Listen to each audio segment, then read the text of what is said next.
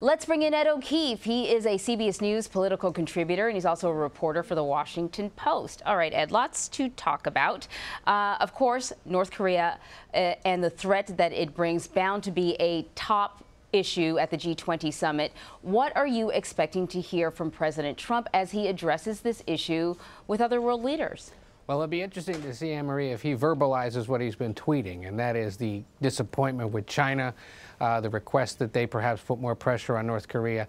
This is a trickier one because you only essentially really deal with Asian countries and maybe the United Nations more broadly when you deal with North Korea. The European countries are perhaps a little less concerned because the threat to them isn't as immediate as it is to countries in Asia and, of course, the United States and his interests in the Pacific. So it'll be interesting to see what kind of pressure he puts on the Chinese president, on Russian President Vladimir Putin during their meeting, if it comes up at all. Both of those leaders, the fact that they were meeting essentially as this nuclear test happened, perhaps just coincidence, but notable, but they were both saying that what the U.S. needs to do is tamp down the military action in South Korea and get back to the negotiating table with the North, which is something the Trump administration, at least so far, has said it's not interested in doing. Yeah, exactly. You mentioned that tweet about China. I'm just going to read it out for the viewers. Trade between China and North Korea grew almost 40% in the first quarter. So much for China working with us, but we had to give it a try.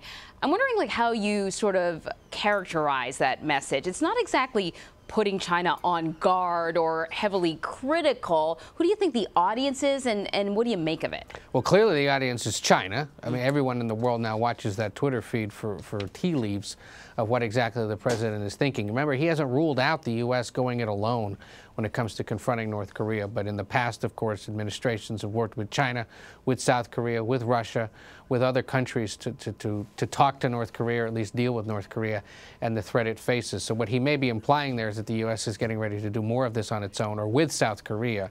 But certainly China not pleased with the military exercises that we've been conducting in the last 24 hours or so, and the fact that we're there at all. Because, if things were to go a certain way, perhaps South Korea were to somehow take over North Korea one day, that would be a threat to China. And so that they see North Korea and its existence as status quo, and that's part of the reason why perhaps they haven't engaged as much as the U.S. would like. And that's not just exclusive to Trump, of course. It's been a problem for U.S. presidents dating back at least to the 90s. Yeah, there will be some high-profile bilateral meetings. I don't think there's one that will be of a higher profile than the meeting President Trump will have with Vladimir Putin. And of course, people are going to wonder whether or not he's going to bring up Russian meddling in the election. He's probably going to bring up North Korea. But what do you think he will avoid? What do you think he will address directly? What do you think his strategy will be? Well, I think the important thing here, it's hard to know what exactly he will do or say, but the images that we get out of this meeting probably will be long-lasting. They're going to be replayed for years to come, potentially, as the only, as we say in this business, the B-roll, the only video we'll have of these two gentlemen together, probably, at least for the next year or so. This is a pretty high-stakes meeting that the world will be watching, certainly for the content, but also for the body language and whether or not they're seen as cold.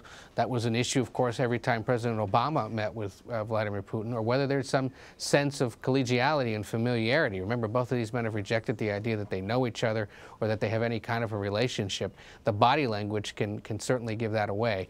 But yes, the president, certainly there are folks here in Washington that want him to bring up the alleged meddling by Russia. Actually, we shouldn't even say alleged because it's pretty much been proven at this point. The meddling by Russia, whether or not they're still trying to do that, and whether the president confronts him at all in any other issues. But there is one other meeting I think we should keep an eye on. It hasn't gotten as much attention. I didn't even realize until this morning that it was happening, and certainly will be more interesting, I think, to a domestic audience than to the rest of the world.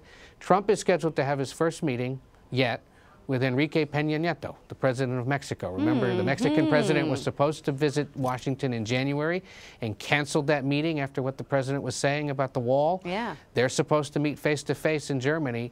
That one will be closely watched, at least in this hemisphere, because these two gentlemen have not met. And it could be another one of those sort of face-to-face showdowns like what he had with President Macron of France a few weeks ago. Remember that firm handshake he got? Yes, I do. Nieto is a shorter dude, and Trump is a taller guy. Yeah. And I wouldn't be surprised if the American president uses his body as a way to sort of reflect superiority over his Mexican neighbor. That will be very closely watched across Latin America, and arguably a pretty critical one for the president because, you know, there's been talk about Mexico possibly entering into a new big trade agreement with China at a time when we're criticizing trade deals with both of those countries. It could be a very high-stakes meeting as well. Yeah, there will be university lectures on the handshakes, I'm sure. Listen, Ed, before I let you go, I just want to switch gears a little bit. I want to talk about healthcare, just kind of squeeze it in here. Yeah. So a few of your colleagues at the Washington Post caught up with Republican Senator Susan Collins after a 4th of July parade in Maine, and she told them that healthcare was certainly one of the issues that her constituents were talking to her about. It was on their minds, and she received praise for standing against the Republican bill. I'm wondering if you guys are hearing from any other lawmakers. There was a lot of speculation that on this break, when they headed back to their hometowns and cities and states, that they were going to get an earful from their constituents. Well, they would have if they'd actually shown up for July 4th parades, Anne-Marie. We got word that Shelley Moore Capito in West Virginia skipped the parade. So did Rob Portman in Ohio, Cory Gardner in Colorado. I believe Chuck Grassley didn't have much of a public schedule in Iowa. A politician missing a July 4th parade? It's like a football player skipping out on the Super Bowl. But for whatever reason, Republican senators didn't want to be seen in public over this break, at least not so far. Very few of them have had public events scheduled this week to confront voters about issue number one here in Washington, healthcare reform. And the fact that Susan Collins marched in that parade in Eastport, Maine, and then told reporters that the big thing she was hearing was stand firm and stay opposed to this, signals to you that there are going to be a handful that hold firm next week when they come back here and deal with the ongoing negotiations. This thing is not over, and it's not going to get any easier when Republicans get back, because that public feedback that they're getting this week is certainly going to compel some of them to stay put, or maybe even scare some into opposing it overall. That was the fear that Mitch McConnell had.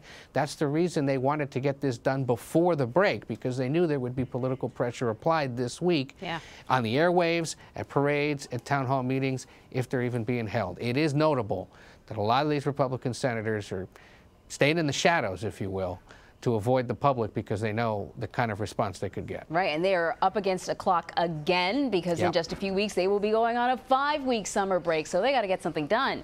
Ed O'Keefe at the Washington Post, thank you so much. Good to see you, Anne-Marie.